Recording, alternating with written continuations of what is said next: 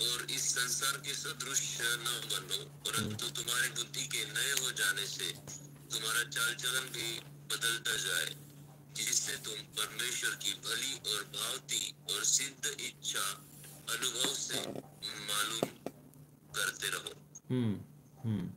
शोभा वाचा, मराठीमध्ये एकदा वाचा.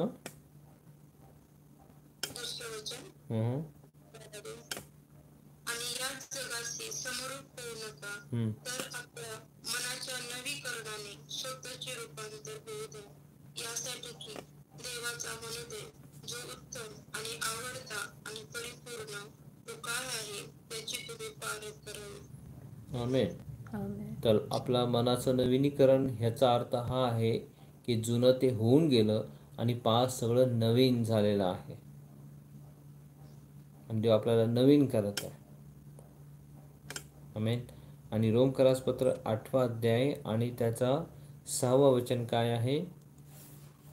देहाचे चिंतन हे मरण आहे, आत्म्याचे चिंतन जीवन व शांती आहे.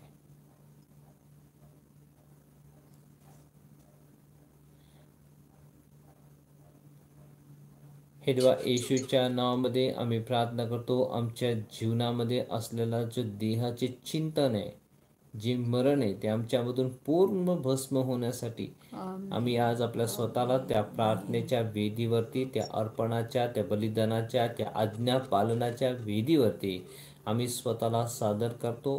प्रार्थना करतो की आमच्या मनाचं नवीनीकरण कर, नूतनीकरण कर, आम्हाला बदलून टाक.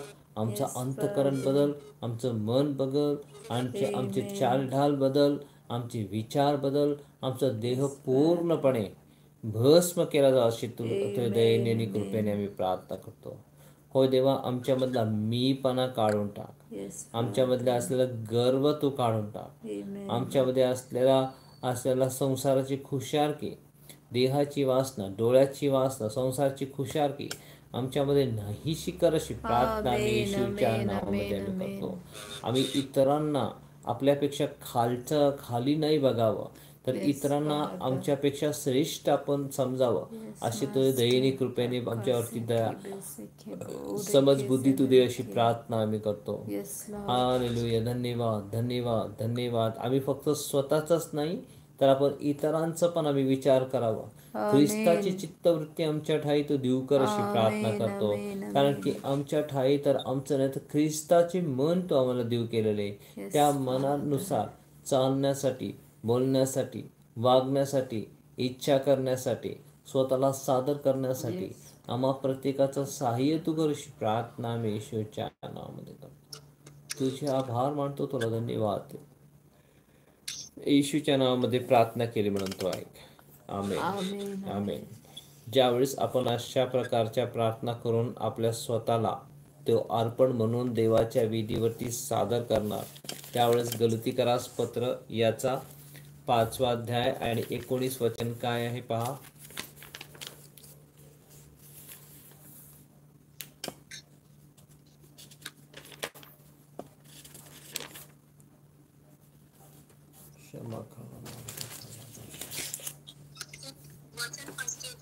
हा 5:19 गलती 5:19. देहाची कर्मे तर उघड आहेत, तीही जारकर्म, अशुद्धपणा, कामातुरपणा, पुढे मूर्तिपूजा, चेटके, वैर, कलह, मत्सर, राग, तट, फुटी, पक्षभेद, हेवा, दारूबाजी, रंगेलपणा आणि अशा इतर गोष्टी, ह्यांविषयी मी तुम्हाला पूर्वी जे सांगून ठेवले होते तेच आता सांगून ठेवतो की अशी कर्मे करणाऱ्यांना देवाच्या राज्याचे वतन मिळणार नाही. 5:6-8.